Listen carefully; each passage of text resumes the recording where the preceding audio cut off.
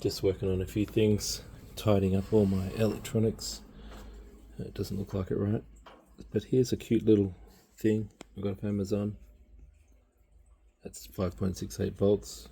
Can tell me about this, and I can also run a wire to the front of the car and get that same information. It's got a little calibration pot on it. You can do with a normal voltmeter and then calibrate.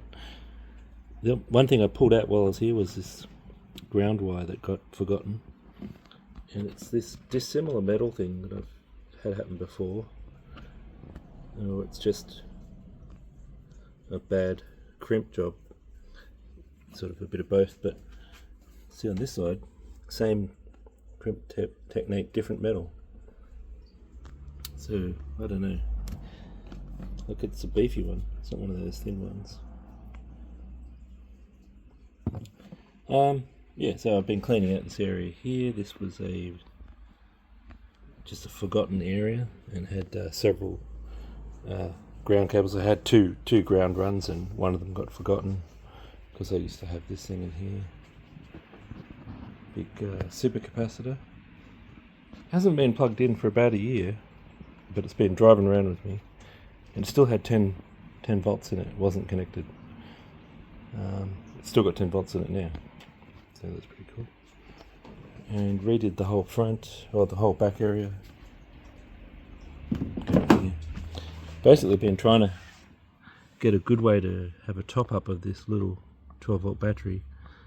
Turns out you need a good substantial wire gauge to run all that, and inside of this I just had little wires, and I was trying to use this as a relay box, and those little wires just melted off, desoldered themselves. So put in some heavier gauge in there.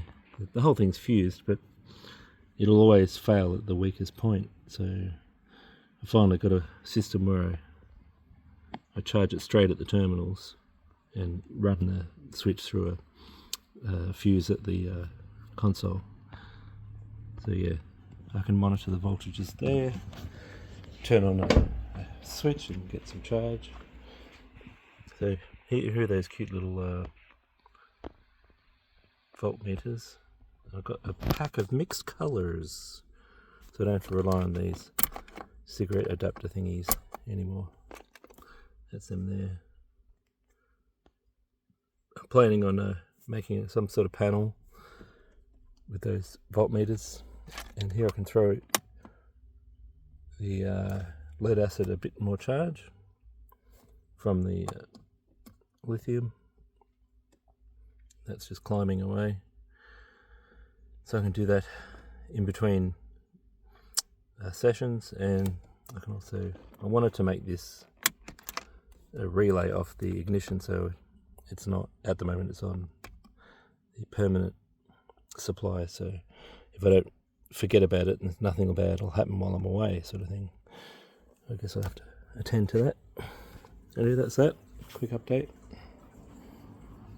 And yeah, just buying things as I need them from the old Amazon, like this little charger. There's my 4Ds. There's my 4D holder. Move all that away. So this is hopefully going under there, and that's the relay to turn this on, to turn that on. And it hardly ever drops. At the time that this thing's been on it, a couple of hours, it's only dropped 0.1, and it's probably just this that's sucking that out. Okie. There's another big gap in here I'm filling.